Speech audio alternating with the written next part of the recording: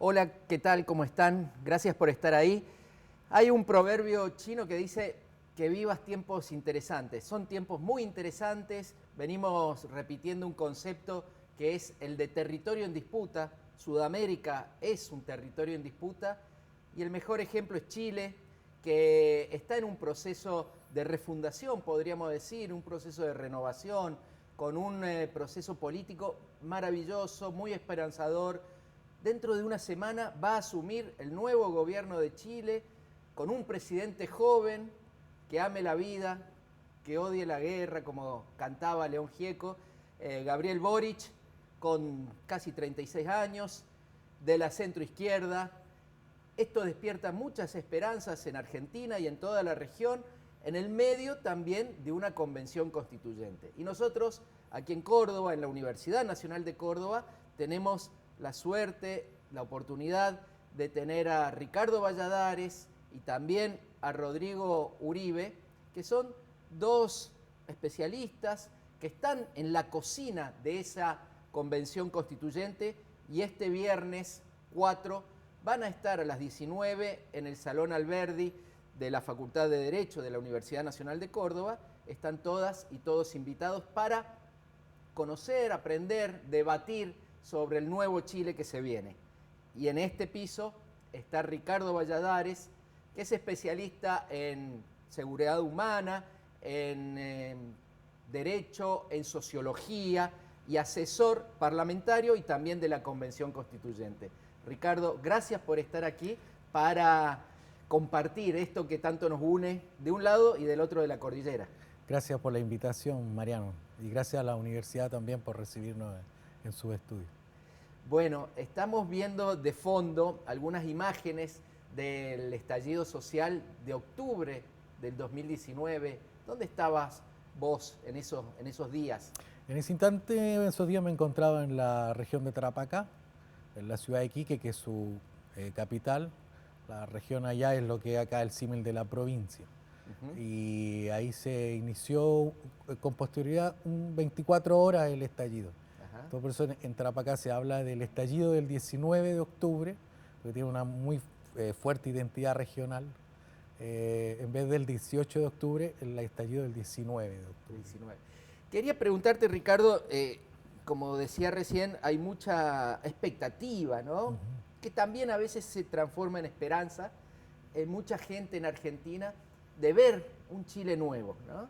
Porque históricamente se nos ha presentado, por lo menos de este lado de la cordillera, a Chile como el modelo a seguir desde la concepción neoliberal, con una estructura muy monolítica y difícil de cambiar, parecía, ¿no?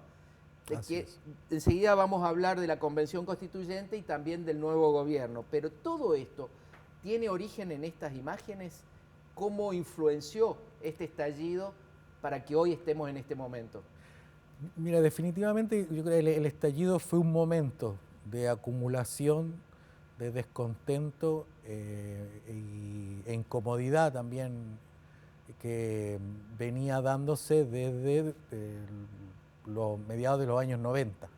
Es decir, cuando el modelo de transición a la democracia, si bien empieza a dar respuesta desde el punto de vista macroeconómico con respecto al crecimiento, ya mejorar la calidad de vida, o el nivel de vida, más bien dicho, de una gran parte de los chilenos que deja la pobreza y pasa a ser clase media, pero sin embargo se empieza a profundizar la brecha de desigualdad económica, asimismo como la concentración del poder económico y lo que se después decanta en lo que son los abusos, las colusiones y todo eso se comienza a denunciar, que también fue una ventaja de estar en ese momento en una sociedad abierta donde todo de alguna manera se sabe.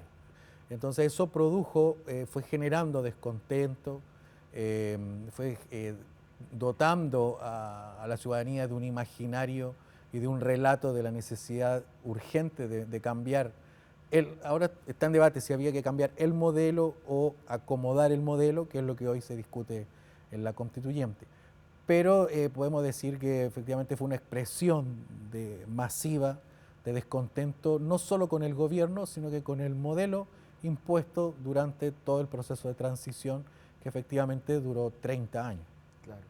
Y ahí en esas imágenes también vemos muchos jóvenes, muchas mujeres y muchas banderas mapuches, ¿no? Que fueron como un símbolo. Y también muchas personas de los pueblos originarios, sobre todo mapuche.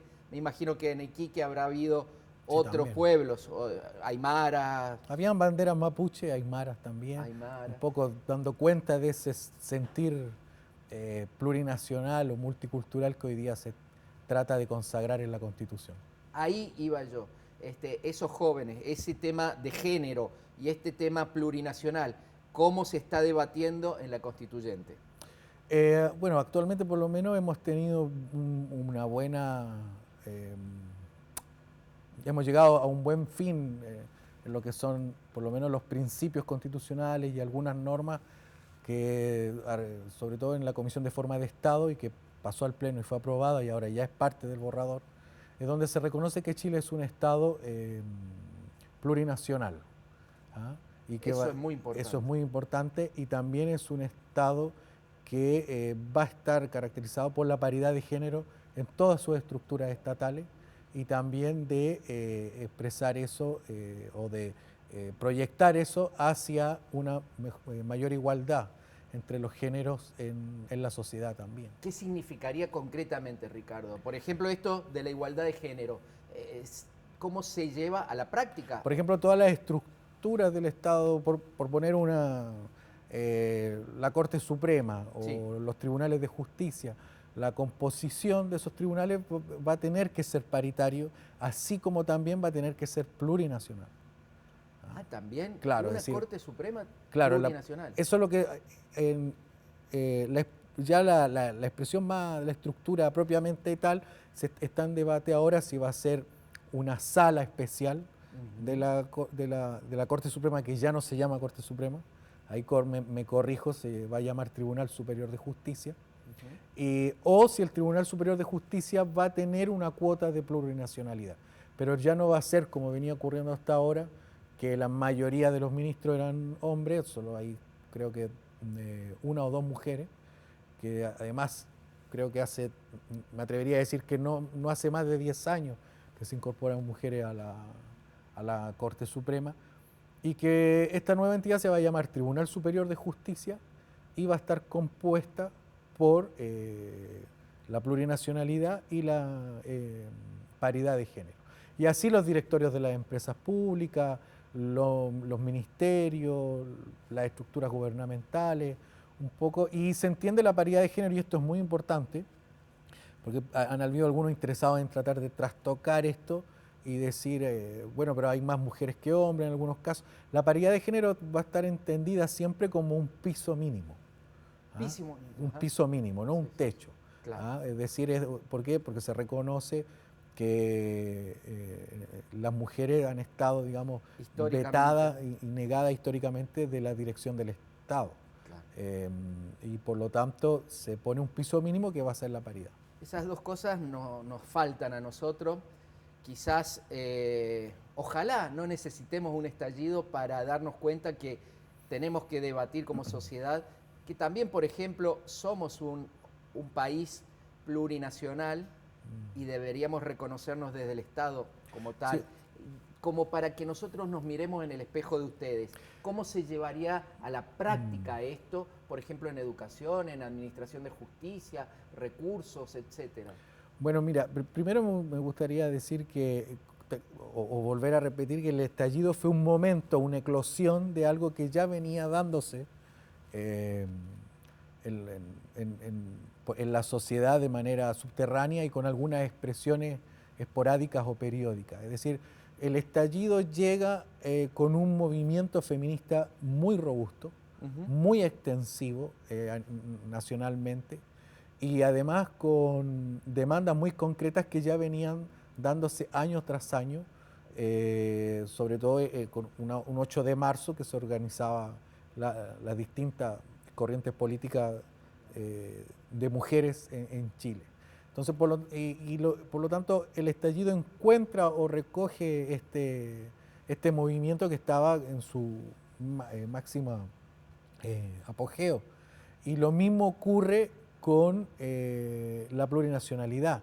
Es decir, había ya un reconocimiento de la lucha del pueblo mapuche que viene dando durante todo el periodo de la transición, y también por los conflictos con la gran minería en el norte, en el caso de los pueblos originarios del norte de Chile. Entonces, ya eran relatos que estaban instalados Sí, en la sociedad con expresiones organizativas claro. con carácter de masa y que tenían una expresión muy masiva. Ya había un cuestionamiento también en los mismos medios de comunicación, es decir, había un relato instalado. Entonces, el estallido sirve como una plataforma en el cual estos dos relatos de reivindicación salen de la resistencia y pasan a una ofensiva directamente a cuestionar los pilares del modelo neoliberal en base a tres cosas. Uno es la desigualdad de género, Sí. dos, el no reconocimiento de los pueblos originarios y el excesivo centralismo de Santiago frente a las regiones. Ahora, está bien, había un movimiento, una ebullición social que ya venía, por supuesto los procesos y los fenómenos sociales, Ah, es difícil marcar un inicio y un final, pero te pregunto como experto, como especialista en seguridad humana, es muy interesante ver el ejemplo del pueblo chileno porque a pesar de todo eso que estamos diciendo, el Estado siguió considerando como enemigos a esos ciudadanos. Lo dijo el presidente Piñera, estamos en guerra, lo dijo también lo dijo en el 2019 sí. y lo dijo el año pasado cuando dijo que los mapuches en general eran terroristas y había que militarizar la Araucanía. Entonces, cuando un pueblo se siente inseguro o amenazado por su propio Estado, ¿cómo reacciona? En este caso puede reaccionar de muchas maneras. En el caso chileno, efectivamente, y por suerte la reacción a la amenaza o estos discursos rimbombantes y más bien agresivos de parte de quienes tienen la dirección del Estado en ese momento, que es el gobierno. Y en algunos casos, perdón, los hechos, porque hay 500 chilenos y chilenas que perdieron un ojo, ¿no? Claro, así es. O sea, hay varios mutilados, algunos perdieron los ojos, otros se fue recuperando, hay algunos que son pérdidas Temporales. temporales, otras para toda la vida, pero sin embargo la respuesta a la represión fue el detonante más masificador del estallido. Porque esto no olvidemos que nace como una protesta de estudiantes secundarios, tanto niñas, niños y jóvenes, adolescentes de los liceos públicos de Santiago, que se toman el metro por el alza del pasaje.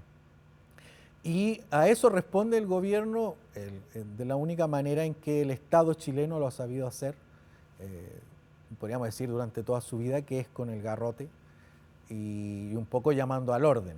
Como dice su lema, como dice por el lema, la unión o la fuerza. por la razón o por la la fuerza. razón o la fuerza. Pero siempre trata de utilizar la razón y dar esta imagen de un Chile muy ordenado, muy estructurado jerárquicamente, respetuoso de la autoridad.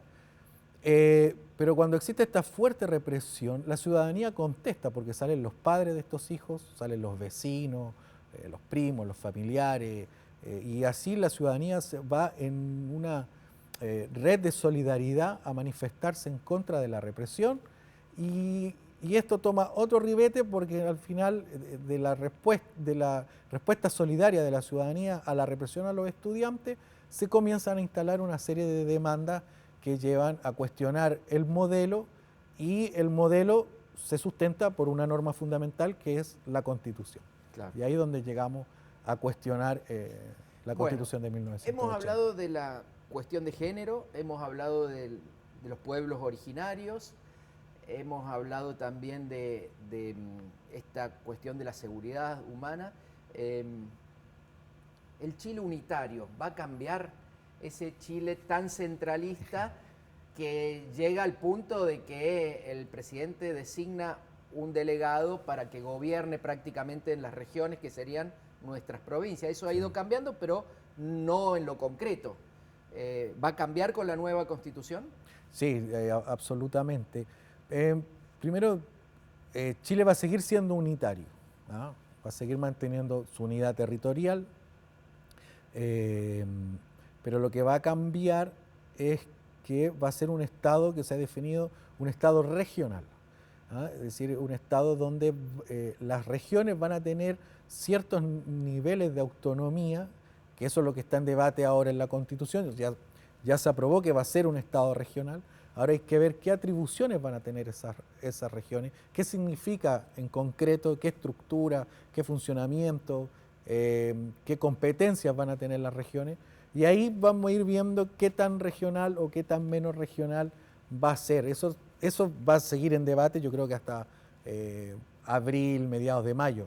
Pero ya están los lineamientos. Pero ya están los gruesos. lineamientos, ya Chile pasaría de ser un Estado propiamente unitario centralista a ser un Estado regional, que sigue siendo unitario, como digo, Pero más pero reconoce democrático. autonomías comunales, Claro. autonomías regionales, autonomías especiales, que Claro. son las que se les van a dar a los pueblos indígenas, que además en este nuevo texto constitucional van a ser reconocidos ya no como pueblos indígenas, que era una conceptualización más bien colonial de la intelectualidad indigenista, donde el Estado lo reconoce como un originario, sino que se les da el carácter de naciones. Entonces se van a reconocer como pueblos y naciones preexistentes al Estado de Chile. Esa va a ser la categoría que desde que empiece a estar vigente la nueva Constitución, van a tener lo que hoy día denominamos pueblos indígenas, Claro. o pueblos originarios, que a muchos de ellos no les gusta esa categoría. Hay otro punto que llama mucho la atención en Argentina, porque aquí está en debate el poder judicial. Está muy debatido, muy cuestionado. Hace poco hubo una marcha multitudinaria pidiendo la renuncia de todos los miembros de la Corte Suprema. Hay un conflicto con el Poder Ejecutivo. Y es interesante en Chile lo que está pasando en torno a esa discusión. ¿No va a haber más un poder judicial? ¿Cómo es eso? Claro, lo que pasa es que en la teoría se venía discutiendo hace mucho tiempo, y de hecho si uno se va a la Revolución Francesa, los poderes que existen en el Ejecutivo y el Legislativo, el Poder Judicial surge a posteriori. Y bueno, se asumió un paradigma de que el Poder Judicial propiamente no es un poder que tiene las mismas características que tiene el Poder Legislativo o el Poder Ejecutivo, es decir, no deviene directamente de la soberanía popular, está condicionado por los acuerdos que haga el Poder Ejecutivo que propone, el Poder Legislativo que acepta, por lo tanto no tiene esa autonomía de poder en su constitución. Si bien la tiene en su funcionamiento, no la tiene en su constitución. Y también en la conformación de este Poder Judicial, porque se hace a petición del presidente de la República y lo tiene que votar el Congreso. Entonces eso cambió, ya no se habla más de Poder Judicial, se va a hablar de la función jurisdiccional. Si bien va a mantener su autonomía, yo creo que va a tener, así como quedó redactado las normas que fueron aprobadas, va a tener mayor autonomía que la que tenía antes, porque ahora va a ser un Consejo Nacional, un consejo más bien plurinacional de justicia, que es la que va a proponer, va a designar a estos jueces de la Corte Suprema, y también va a reconocer o va a otorgar la calidad de jueces a quienes vayan integrando o siendo parte del Poder Judicial. Y, por ejemplo, se eliminan figuras que teníamos que nos parecían que era la del abogado integrante, que en realidad lo decidía. No era un juez propiamente tal, sino que era un abogado que designaban como juez por periodos especiales y para casos especiales, y eso ya no va a existir. Entonces creemos que vamos a tener ahora una función jurisdiccional más moderna, más autónoma, con mayor independencia del Poder Ejecutivo y del Poder Legislativo, y también, lo que es importante, que nadie se va a eternizar en sus cargos. Si bien se mantiene la inamovilidad de los jueces, nadie va a poder superar los 12 años para estar en la función jurisdiccional, como juez de la Suprema, por ejemplo.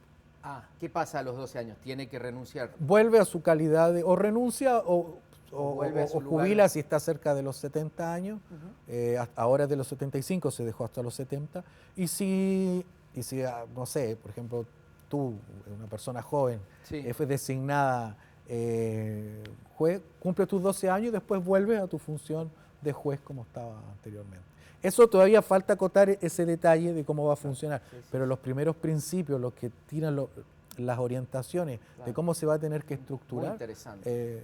eso Muy ya interesante. está aprobado y está definido. Hay jueces de la Corte Suprema en Argentina, hablo por Argentina, que realmente parece que gobiernan y además pasan los gobiernos y ellos siguen. Así que es interesante. Sí, hasta ahora podrían estar hasta 3 gobiernos, digamos. Claro, muy bien. Vuelvo a tu área de estudio, que es la seguridad, humana, ciudadana.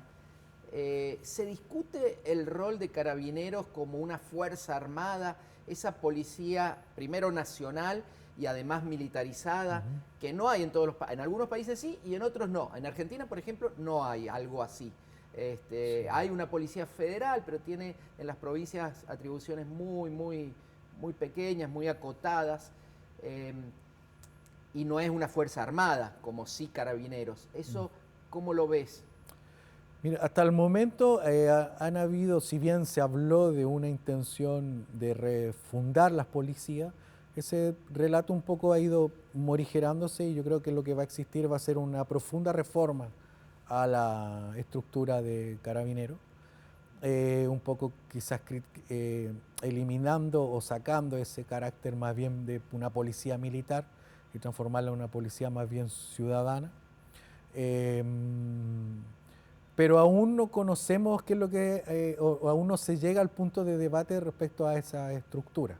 Sí hay iniciativas de normas constitucionales, hay iniciativas de normas populares también que apuntan a una reforma de las policías, pero en estos momentos en realidad te mentiría si te dijera si esta es la propuesta que hay, porque las comisiones no se ha llegado todavía al debate a esas normas. Ahora va a empezar, la vorágine. Sí, yo creo que ya en abril se estaría discutiendo la estructura. Ahora, lo que sí podría decir es que lo que en general hay un consenso de que las Fuerzas Armadas y las policías no debieran tener un rango o un capítulo especial o propio en la Constitución, como sí lo tiene la Constitución de 1980. Esto no es algo cosmético, sino que lo que pasa es que cuando uno coloca una institucionalidad del Estado en un rango constitucional y le da un espacio como un capítulo, indirectamente o más bien discretamente lo está reconociendo como un poder político. Entonces eso es lo que ahora se va a eliminar y lo que se va a tratar de hacer es dejar una norma o dos, que yo creo que sería lo ideal, de que estipule, digamos, la no deliberación, el carácter de las Fuerzas Armadas, el carácter de la policía, pero muy en grosso modo en 3, 4 artículos y todo el resto sea materia de discusión legislativa. Uno, porque es más fácil poder modificarlo y por lo tanto ir adecuándose a los cambios de los tiempos y si no, porque si no queda muy monolítico y muy fijo en la Constitución. Ricardo, nos quedan 3 minutos. Agradecerte esta presencia, no solamente en este canal, en este piso, sino en la Universidad Nacional de Córdoba, este viernes a las 19, repetimos la invitación para hablar del Chile que viene. Y la última pregunta que te quería hacer es sobre el momento histórico, porque está despertando mucha expectativa y esperanzas en muchos y muchas argentinas, esto que está pasando en Chile. ¿Crees que se alinean los planetas? Porque es distinto que un presidente joven y de centro izquierda como Boric llegue al gobierno, que sabemos que no siempre es el poder, con una nueva constitución, con muchos cambios profundos, a que no hubiera habido esta convención constituyente. ¿Cómo van a retroalimentarse las dos cosas? Una nueva constitución y un nuevo gobierno. Sino efectivamente, aunque a algunos sectores no no les guste la palabra refundación, pero yo creo que hay que salir de la etapa de la infancia respecto de que aquello que no vemos o no queremos escuchar no existe.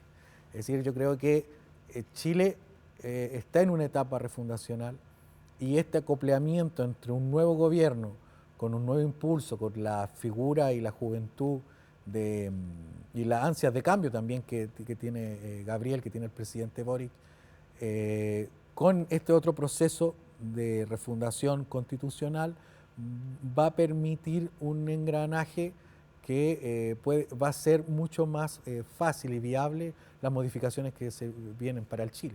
Porque va a estar la voluntad tanto en el Ejecutivo como la voluntad en la Constituyente, que de por sí manifiesta la voluntad de cambio.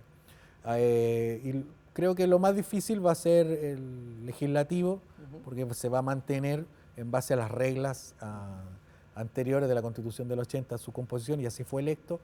Pero creo que la unidad de la izquierda, la centroizquierda, y también, por qué no decirlo, de algunos sectores más progresistas de la derecha, de la centroderecha, pueden hacer una mayoría para que los cambios que Chile quiere y demanda se lleven a cabo, y de la mano de un presidente joven y con la fuerza que tiene Gabriel. Gracias, Ricardo Valladares. Nos estaremos viendo este viernes en la Facultad de Derecho. Y a ustedes, bueno, hasta la próxima. Estamos viviendo la historia en tiempo presente. Este 2022 va a ser fantástico para estar en Sudamérica, porque hay un nuevo gobierno en Chile, porque en mayo hay elecciones en Colombia y otra vez también ahí todo está en discusión, y porque el broche de oro va a ser octubre en Brasil, con una pelea de fondo, ¿no? Bolsonaro y Lula. Así que hasta la próxima, seguiremos debatiendo y comentando esto que es Sudamérica, territorio en disputa.